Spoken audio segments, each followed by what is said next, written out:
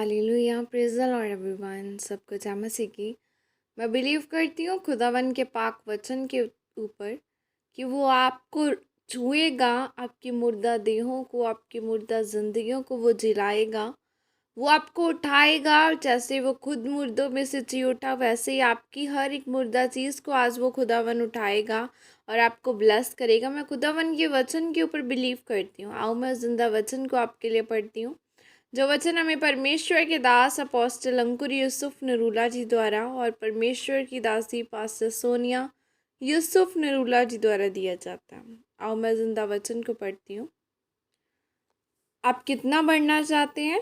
जैसे कि पवित्र बाइबल 2 राजाओं 8 की 18 आयत में लिखा है, वह इज़राइल के राजाओं की सी चाल चला जैसे अहाब का घराना चलता था, क्योंकि उसकी स्त्री अहाब की बेटी थी और वह उस काम को करता था जो यहोवा की दृष्टि में बुरा है।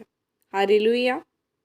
मेरे प्रियो, आप अपने जीवन में कितना बढ़ना चाहते हैं यह परमेश्वर पर निर्भर नहीं करता, बल्कि यह आप पर निर्भर करता है।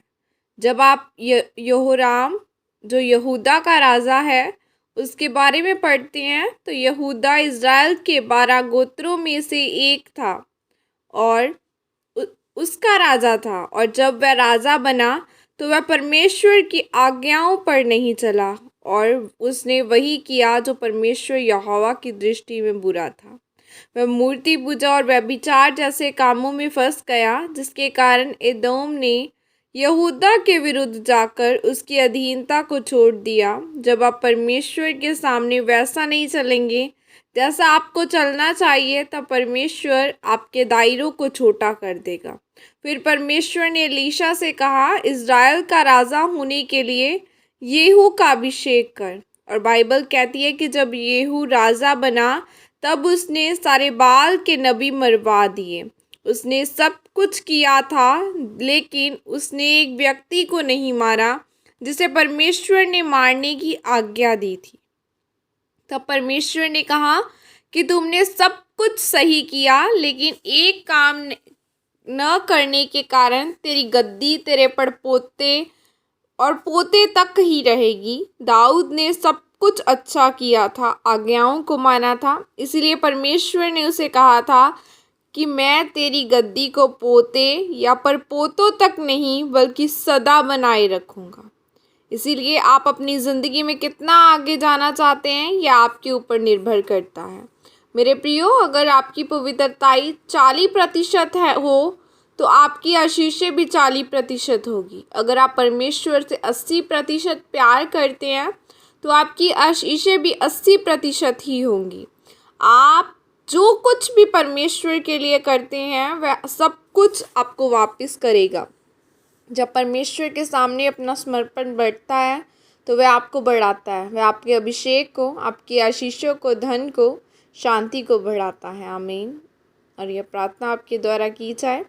सर्वशक्तिमान परमेश्वर, इस वचन के लिए पिता मैं आपका धन्यवाद करती हूँ और मैं यह प्रार्थना करती हूँ परमेश्वर कि मैं आपको अपना पूरा समर्पण दे सकूँ और आप में बढ़ सकूँ। प्रभु यीशु मसीह के सामर्थ्य नाम में मांगती हूँ। आमीन आमीन। हालेलुया। आज आपका जैसा बिलीव है वैसा आपके साथ किया जाएगा। अगर आप बिलीव रखते हैं कि खुदावन आपको कार देगा तो ही आपको कार मिलेगी। अगर आप लेना कार चाहते हो और आपका बिलीव साइकिल का है तो आप कैसे कार को लेंगे? सो उसी तरह से मूसा ने भी पहाड़ों पर को ऐसे ही नहीं लांघा था, उसने पानियों को 2 भाग ऐसे ही नहीं किया था। उसका विश्वास था इतना बड़ा, उसका विश्वास था कि जो परमेश्वर उसके लिए पहाड़ों को हटा सकता है, वो पानियों को 2 भाग कर सकता है, वो जिंदा परमेश्वर आज भी हमारा वही परमेश्वर है और वही बड़े बड़े काम करता है। और बाइबल कहती है कि जैसा तेरा बिलीव है वैसा ही तेरे साथ हो जाएगा। जैसा आप परमेश्वर को सोचेंगे वैसा ही खुदावन आपके लिए हो जाएगा। जैसा अगर आप सोचेंगे कि परमेश्वर मुझे ये दे सकता है कि नहीं दे सकता, अगर आप डाउट में रहेंगे तो वो कभी भी नहीं आपको मिलेगा। अगर आप बिलीव रखेंगे कि खुदा दे सकता है, वो इससे भी बड़ा दे सकता है, सब कुछ कर सकता है, फिर चाहे वो आपके लिए इम्पॉसिबल हो लेकिन खुदावन पॉसिबल कर देगा। सो अपने अंगीकार को सही रखें, बेस्ट वर्ड अपने लिए अंगीकार करें, बेस्ट वर्ड बोले, खुदा के वचनों को अंगीकार करें अपनी लाइफ में।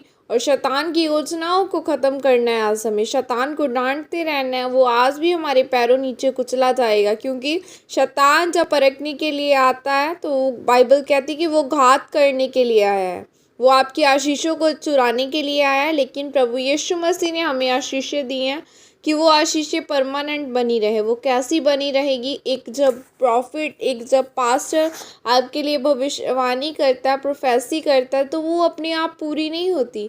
उसके लिए आपको मेहनत करनी पड़ती है, आपको खुदा के वचनों को फॉलो करना पड़ता है। तो उसी तरह से हमारी नॉर्मल लाइफ भी अगर हमने जीवनी है, अगर हमने उसमें चलना है अच्छी तरह से, तो हमें भी खुदावन के वचन के पीछे चलना होगा कि वचन क्या कहता है।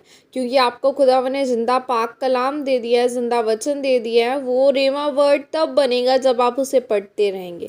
सो खुदा आपको, मैं बिलीव करती हूँ, वो आपको रेमा वर्ड दे, आपकी लाइफ्स को बदले, आपके जीवनों को बदले, टेस्टिमनी आपकी श्योर हो। प्रभु यीशु मसीह के सामर्थ्य नाम में मांगती हूँ, आमीन आमीन। God bless you all. खुदावन अकेले जन को ब्लेस करे, या मेरा बोलना सिर्फ ब्लेस करे, या ऐसे ही ना जाए बल्कि सचमुच ब्लेस करे अच्छी रीति के साथ। God bless you. Praise the Lord. जय मसीह के सबको।